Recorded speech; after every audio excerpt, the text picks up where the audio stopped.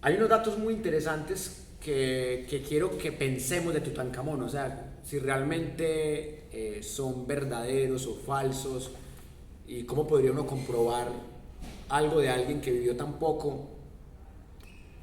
Lo primero que dicen en estos libros es que Tutankamón perteneció a la dinastía 18, así que una dinastía de un periodo muy interesante que data más o menos del año 1341 a.C. Miren, para que se ubiquen un poquito en el tiempo, miren todo lo que faltaba para la época cristiana. O sea, estamos hablando de lo que se conoce como el siglo XIV, antes de la era cristiana, imagínense, mucho antes de Moisés, porque se especula que Moisés existió más o menos siglo XII, siglo XIII antes de Cristo. Entonces, eso es antes de Moisés, el gran profeta de las tres grandes religiones monoteístas. O sea, entonces, dicen estos libros que Tutankamón nació en el año 1341, imagínense.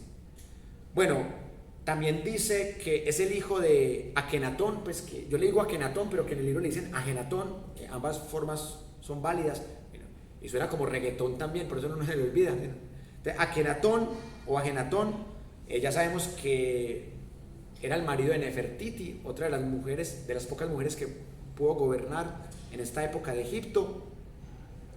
Otra cosa que sabemos fue que Tutankamón reinó desde los 12 años. Bueno, y hay otros que han reinado desde los 5 años. Desde los 6 años hay otros que han reinado. Pero somos gobernados. Exacto. Exacto. En apariencia es tener como la figura, como yo soy el faraón, pero realmente hay unos ministros que siempre gobiernan detrás del poder. O sea, es que un niño de 6 años que va a gobernar es como una porcelanita ahí, como una figura, pero el poder está detrás de su familia y de todos los... Recuerden la jerarquía que les comenté ahora. Recuerden que los sacerdotes son los segundos después del faraón y que los sacerdotes están por encima de los soldados y obviamente por encima de comerciantes, campesinos y esclavos. Entonces miren, otra cosa curiosa que también la encontramos en la historia de Cleopatra VII en la dinastía tolemaica, que Cleopatra VII se casa con su hermano Ptolomeo y luego se vuelve amante de Julio César para quitarse del camino a sus hermanos, sobre todo a su esposo. Entonces Cleopatra VII se casa con su hermano y Tutankamón también se casa con su hermana, que se llama Angesepatón. Angesepatón es una hermana de Tutankamón. Entonces, o sea, el incesto, estamos hablando de la dinastía 18, pero hasta la dinastía 32 de los Ptolomeos, fase final de la dinastía 32, todavía es normal que se casen hermanos, es normal el incesto en Egipto. En Roma ya no era normal, por eso Calígula tiene que tener relaciones incestuosas con sus hermanas al escondido, sobre todo con Drusila, y también tiene relaciones con Julia y con Agripina, la mamá de Nerón, pero Calígula tiene que esconder su romance, su relación sexual. Octavio tuvo también romance con su hermano. ¿Quién? Octavio Augusto. Octavio Augusto. Realmente no hay mucha evidencia sobre eso, porque Octavio Augusto era un tipo muy psicorrígido, tan psicorrígido que no cayó en las manos de Cleopatra. Entonces, realmente no hay una gran evidencia de eso. Y más porque, como era oculto. Dice que él tenía como un amor hacia su hermana. Sí, hay especulaciones, pero lo de Calígula sí está más comprobado. Realmente lo de Calígula sí. Lo de Octavio Augusto lo dicen unas fuentes y otras no, entonces es como dudoso. Pero todas las fuentes dicen que Calígula estaba enamorado profundamente de Drusila, más allá de que él estaba casado con una prostituta. O sea, que él se casó con una prostituta, pero su verdadero amor era su hermana Drusila. Lo mismo que las relaciones de Calígula con Agripina y Julia no están tan claras tampoco. Lo que sí está más comprobado es con Drusila. Y volviendo al caso de Tutankamón, el tipo se casó con su hermana Angesepatón. Y otra cosa muy importante, y por eso yo mencionaba el tema de los sacerdotes, porque Tutankamón, a pesar de haber gobernado tan poco tiempo, Tutankamón es el que le devuelve el poder a los sacerdotes. Algo muy, muy importante. Y recuerden que los sacerdotes ocupaban el segundo puesto después del faraón, o sea que tampoco era tan difícil devolverles el poder a los sacerdotes. Y otra cosa muy importante desde el punto de vista político, que Tebas volvió a ser la capital, reemplazando a Amarna. Cuente, compañero. Profe, pero ¿qué había pasado pues con los sacerdotes? Por lo que Akenatón había colocado únicos y Dios a todo, ¿no? Claro, es correcto, compañero, o sea, estoy en el punto. Recuerden que Akenatón fue el primer monoteísmo. Cuando empieza a inventar el dios Atún, el Atún es el dios de Akenatón. Y claro, entonces, al volver al politeísmo, entre más dioses haya, más poder será a los sacerdotes. Con un solo dios es más difícil que los sacerdotes tengan poder. Así lo veo yo, y me parece muy válida su interpretación. Aunque si alguien tiene una interpretación diferente, pues también se escucha. Y otra cosa, la polémica que comentaba Samuel, que cuándo murió y de qué edad. Según estos libros y otras fuentes también, Tutankamón murió a los 18 años. O sea que el tipo murió en el 49, más o menos. ¿Por qué murió tan joven? Dicen que por una extraña enfermedad, pero realmente no hay una precisión histórica. Pues es cierto, es lo mismo que siempre eso, no hay, algunos dicen que lo asesinaron, otros dicen Que murió de enfermedad. que una enfermedad pues como natural. Exacto, otros dicen que, exacto, no hay una verdad sola ahí, y ahí eso es pensar la historia. La curaron mal, Se murió, lo murieron. como pasa con... Vea, es que hasta con Simón Bolívar, mire que Simón Bolívar, mire, Simón Bolívar es del siglo XIX prácticamente. O sea, Simón Bolívar muere en 1830. Y por ahí salió un historiador chavista a decir que no, que Simón Bolívar no murió de tuberculosis, sino que el presidente Jackson de Estados Unidos, en confabulación con Francisco de Paula Santander, lo envenenaron con arsénico. Imagínense, eso, un historiador chavista publicó un libro diciendo que no, que a Santander lo mató un colombiano como Santander, con un presidente imperialista yanqui como Jackson. O sea, que no fue tuberculosis, que eso es mentira. Entonces, mire, si con Simón Bolívar, que es un personaje que muere en 1830, hay teoría conspirativa, ahora imagínense con este man que nació en 1341, siglo XIV antes de Cristo. Es que se va para atrás. La historia es eso, la historia es un juego de poderes y de verdades y de falsedades. Lo cierto del caso es que la historia, entre comillas oficial, dice que Tutankamón murió a los 18 años, igual muy joven, haya muerto de 15, de 14, de 13, bueno, de 13 no, porque digamos que él gobernó desde los 12, entonces si el tipo murió a los 13, gobernó un solo año, no, el tipo gobernó 6 años desde los 12 a los 18 que murió. Lo echamos porque si logró gobernar 6 años, porque hay tan poca información de ese periodo del gobierno. Es que es en general, o sea, es que hay poca información de todo el periodo egipcio. De milagro uno sabe que son 32 dinastías, de milagro. Y de milagro uno tiene fotos y de milagro han encontrado con excavaciones evidencias arqueológicas de que existieron. ¿De Alejandría o qué?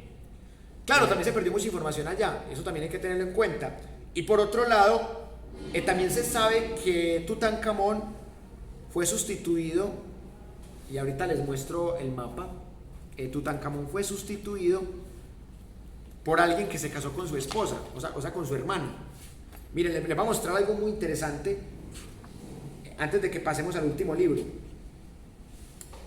Miren algo muy curioso, que acá está todas las dinastías, y acá por ejemplo está toda la cronología exacta. Miren que el primero de la dinastía 18 fue Amosis y el último fue Horemheb. Miren que Tutankamón, según esta cronología, gobernó entre 1336 y 1327. O sea, ¿cómo iba a gobernar todo esto si vivió tan poco tiempo? Pero lo que pasa es que este es el Tutankamón que aparece acá, que es el Tutankamón Nefjeperure. Bueno, según esto, como se cuenta al revés, pues según esto Tutankamón gobernó 9 años. Y según la otra fuente que cité ahora, gobernó de los 12 a los 18, gobernó 9 o gobernó 6 años. Y miren que Tutankamón fue el antepenúltimo faraón de esta dinastía 18, según este esquema que hay acá. Y miren, esto no es exacto, o sea, esto se presta para interpretaciones. Bueno, vamos a leer el último libro y ya con esto terminamos la clase de hoy. Vamos a leer el primero y el último intermedio por sorteo. Este es el último libro que vamos a leer hoy para que nos vamos para la casa. Vamos a leer el párrafo 1, que dice así: los diferentes reinos y periodos intermedios que jalonan la historia de Egipto hasta la dinastía 20 no significaron una ruptura drástica con la tradición y las creencias religiosas. Ni siquiera el periodo amarniense consiguió cambiar la fe de un pueblo en sus ancestrales dioses. Ahí está lo que decíamos de regreso al politeísmo, limitándose a una lucha de poder entre la corona y el clero de Amón. Hasta aquí, la historia de Egipto se podría comparar al curso del Nilo, que pese a las turbulencias de las cataratas, sigue su marcha hasta disolverse en el mar. No ocurre lo mismo tras la muerte del último Ramsés, porque un torbellino de acontecimientos romperá la milenaria civilización del doble país. Egipto perderá su unidad y pueblos extranjeros invadirán su suelo, aportando extraños usos. Seguirán las plegarias de siempre, pero mezcladas con rezos dirigidos a otros dioses y salmodiados en otra lengua. Debido a esta quiebra, muchos autores cierran su historia de Egipto al final del Reino Nuevo, lo cual parece lógico si nos atenemos al arte, principal reflejo de la historia. Se menosprecia lo ocurrido entre el tercer periodo intermedio y la dominación romana como ajeno a la historia egipcia, porque resulta incómodo describir un Egipto plagado de lagunas y datos contradictorios. Solo un análisis imparcial hace ver las cosas de otra manera, descubriendo aportaciones que complementan una única historia. Los pueblos que ocuparon Egipto, a excepción de los persas, se sometieron a la influencia de un entorno único y por ello codiciado. El deterioro religioso debido a la política libia fue luego restaurado por los piadosos reyes nubios. Más tarde, tras la invasión asiria, los faraones saitas también buscaron un renacimiento de los antiguos valores. Tanto griegos como romanos no entendieron las costumbres religiosas de los egipcios, pero integraron a sus dioses en sus panteones y, excepto en Alejandría, construyeron sus templos fieles a las ideas de Amenhotep, hijo de Hapu, aquel arquitecto de la lejana dinastía 18, que fue la que hablamos en el pasado libro. Egipto se apagaba, pero siguió irradiando su influencia mágica hasta la muerte de Cleopatra, bueno, obviamente de Cleopatra VII, porque hay otras Cleopatras. Bien, ¿cómo les pareció este párrafo? Largo también como los otros, pero interesante. Pero básicamente dicen que Egipto, peligró en Egipto, los emperadores murió con este, ¿cómo se llama? Ramsés que 11. Exacto, el Ramsés X. A la intervención de los pueblos que gobernaron Egipto, que ya no sería digno de hablar de esa cultura. Y pues, y tienes razón, porque Como todos los imperios. No hay por qué los gobernantes egipcios pues perdieron como el poder ahí dentro de su propio pueblo. Pues vieron que vienen los romanos, ¿cierto? O sea, hubo varios imperios extranjeros. Hablan de los Hicsos, los nubios, los asirios. los griegos. Exacto, que eran los que no comprendían mucho su religión, pero retomaron algunos dioses cambiándoles el nombre. Es que algunos dioses egipcios son los mismos griegos. Y eso vamos a comprobar en la próxima clase. O sea, que son los mismos, pero con otros nombres. Y lo mismo que los romanos también. Y Zeus también, Dios también viene de Zeus. Entonces mire que todo está conectado y todas las culturas se apropian los dioses. Y una cosa muy interesante que tiene que ver con una reflexión historiográfica. O sea, acá mismo en este trabajo de Nat Geo reconocen la gran contrariedad de fechas, de testimonios. O sea que esto aquí no hay verdades absolutas. Esto es muy relativo, la verdad. Entonces aquí vamos a escuchar muchas versiones. Bueno, vamos a leer el penúltimo párrafo de la clase, que es la contraportada. Dice: Durante los 1000 años que median entre el llamado tercer periodo intermedio, 1069 a.C. y 664 a.C., y la dominación romana, la historia de Egipto fue convulsa. Tras la época tanita y la anarquía libia, los faraones nubios restauraron la religión tradicional, correcto. Luego, superando la invasión asiria, la dinastía saíta supuso un renacimiento de los antiguos valores. Ya en la baja época, el dominio persa terminó con los últimos faraones indígenas y la conquista macedónica de Alejandro abrió el periodo tolemaico, cuya decadencia aún tuvo una última irradiación de poder en Cleopatra VII, pero ya bajo la presencia de Roma. Este párrafo me encanta porque es contundente y muy claro. O sea, nos muestra cómo fue la época tanita, la anarquía libia, cómo se recupera el politeísmo. Mire que también cuando llega Constantino, el tipo empieza a convertir la creencia católica en la válida, y por eso Constantino es tan importante en la iglesia. Y miren que hay un señor que se llama Juliano el Apóstata, que trata de recuperar las creencias politeístas en Roma, pero por eso queda en la historia como Juliano o Julián el Apóstata, porque el tipo trata de reivindicar esos templos tumbados, esas estatuas tumbadas, y trata de atacar el cristianismo, pero el cristianismo en ese momento encarnado en la iglesia católica logra volverse una teocracia que gobierna totalmente 1000 años. Y mire que este periodo también es de 1000 años, eso también es otra, cronológicamente otra edad media. Bueno, ¿qué piensan de este penúltimo párrafo de la clase de hoy? No, pero usted ya lo vi.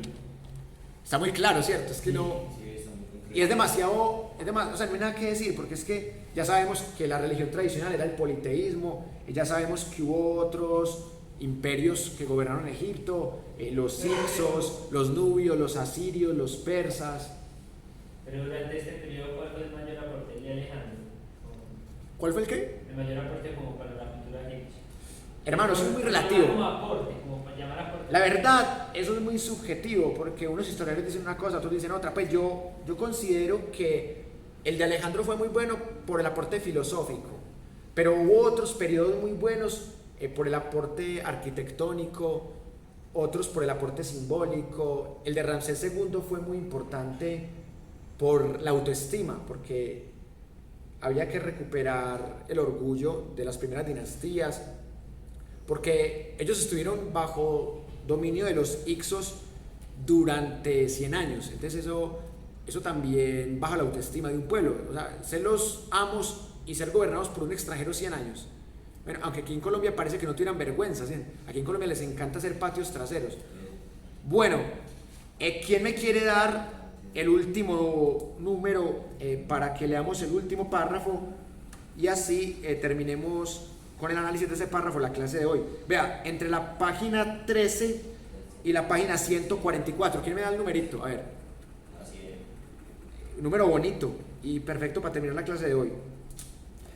Hermano, usted tiene la misma cuestión del compañero. O sea, a usted le encanta elegir imágenes. Vea.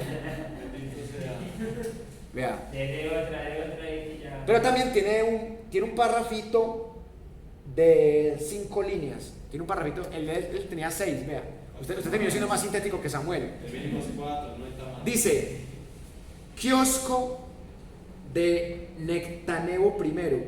En el templo de Isis, en Filé, los capiteles del kiosco reproducen la cabeza de la diosa Hathor, también representada en la máscara dorada de la página siguiente. Royal Athena Gallery, Nueva York. Bueno, esto es de Nueva York. Bueno, aquí hay una representación muy interesante de Isis, y ese uso del término kiosco me parece interesante. Y Hathor, nos hablan de Hathor y de Isis. Bueno, Hathor, la diosa vaca. Isis, al lado de Osiris y de Horus, de la más importante tradición mitológica egipcia. Voy a mostrarles la imagen mejor porque es que porque ustedes interpreten. Bueno, ¿qué interpretan ustedes del parrafito corto y de la imagen? ¿Qué interpretan ahí? No sé si significará kiosco, pero es una estructura muy Bueno, ya saben, al menos sabemos de dónde viene el término de kiosco, que es una tiendecita pequeña, ¿sí o no? Como nómada, como ambulante. Pero hay que tener en cuenta que tal vez el techo ya no. Bueno, y la cabeza de la diosa Hathor. O sea, es un templo de Isis, pero tiene la cabeza de la diosa Hathor, que es la diosa vaca, de la que estamos hablando ahorita, ¿se acuerdan? Ajá. ¿Siento que relación con la fertilidad o qué? Bueno, sí, Entre Isis y... yo también lo puedo ver así, porque es que miren que si hablamos de esa conexión de Hathor y Isis, podemos encontrar unos datos muy, muy interesantes. Bueno, ustedes saben que, bueno, Osiris es el dios de los muertos, pero es porque él está muerto. O sea, Isis es la esposa de Osiris y ella padece necrofilia porque se enamora de un muerto y tiene un hijo con un muerto que es Horus. Y Horus es Jesucristo. O sea, si uno mira las comparaciones mitológicas, Horus es igualito a Jesucristo. Y si uno mira las comparaciones, Isis es Afrodita, es Venus y es la Virgen María. Y Jesús es Horus. Entonces miren, todas las mitologías son copias. Por eso es que Michel Onfray dice que Jesús realmente no existió. O sea, que no hay una prueba arqueológica de la existencia de Jesús. Todas las pruebas de la existencia de Jesús son testimoniales. El compañero Kai David, que vivió conmigo Pensamiento Crítico, mire que ahí estudiamos todo el libro de Michel Onfray y él da los argumentos de por qué para él Jesús no existió. ¿Se acuerda, sí o no, de esas discusiones? Apunta lo mismo. Y todas las mitologías. Entonces esas pruebas de que pues, de los huesos de Jesús y pues, el templo de la cueva donde murió Jesús, las pruebas que métodos de... Realmente eso lo que dice Onfray es que él no cree en esas pruebas, ¿verdad? Porque están manipuladas. Yo realmente no es que esté de acuerdo con Onfray, pero tampoco estoy en desacuerdo. O sea, yo tengo duda razonable, pero para mí no importa si Jesús existió o no existió como ser físico, porque existe como concepto. Pitágoras puede que no haya existido, pero existe el concepto de que existió Pitágoras, que se enamoró de su alumna Teano, que casi la ponen te amo, ¿cierto? Teano, y que Pitágoras tenía el círculo pitagórico, que no podía hablar la gente hasta los 5 años, que el triángulo de Pitágoras no lo han podido refutar. Entonces, puede que Pitágoras no exista, pero existe existe la matemática de Pitágoras, existe el teorema de Pitágoras y la gente lo usa. Y puede que Jesucristo no haya existido como ser físico, pero existe el cristianismo y todas sus vertientes, que son muchísimas. Pero trasciende, es como lo del imperio. El imperio, yo una vez leí un libro que el imperio romano lo trascendieron primero, el derecho del imperio romano trascendió a la religión y a la fuerza que tenía, es decir, como que es importante. Eso lo sé, ese comentario lo hace el profesor en eso de Universidad Romana, de que dicen de que el imperio romano pasó fue a ser la iglesia católica, pues trascendió en eso. Sí, el derecho. Es que el imperio romano me cayó. O sea, la hipótesis mía, que es bastante polémica y que la mayoría de historiadores no está de acuerdo conmigo, es que el imperio romano no se cayó. Aquí en estos libros dicen caída del imperio romano. No se cayó, se transformó en católico y en monoteísta. Es como con Akenatón, no se cayó el imperio egipcio, pasó de politeísmo a monoteísmo. O sea, no se cayó para mí tampoco. Pero pues eso no era lo que lo definía, o sí, porque por ejemplo yo leí que el derecho que se utiliza como en el mundo en general es el derecho romano. Viene el derecho romano, en un libro que está leyendo, ahí utilizaban una palabra del derecho que era la de propiedad, Así no pero nunca sabe qué característica de un estado es la que lo representa exactamente, porque dicen que el derecho sí está extendido en todo lugar. Pero era una teocracia y hay dos explicaciones de por qué se cae el imperio romano supuestamente. Una, las invasiones bárbaras de los pueblos del norte, que empezó con personajes como Atila, y la otra porque hubo cambio en la mitología, es decir, en la religión. Y el poder a la fuerza. Entonces ese creó una teocracia más sólida con un solo Dios. Así como Akenatón trató de construir una teocracia más válida con un solo Dios, igual pasa con estos personajes como los valentinianos, Justiniano, Constantino. Todos esos emperadores tratan de construir un mejor imperio y realmente el imperio romano no se cae porque el Vaticano sigue estando ahí. Entonces yo creo que eso lo vamos a debatir con mucho rigor. Bueno, vamos a llegar ahora a las conclusiones. Vamos a tratar de concluir. Vamos a sacar un espacio no solamente para concluir, sino para evaluar la sesión.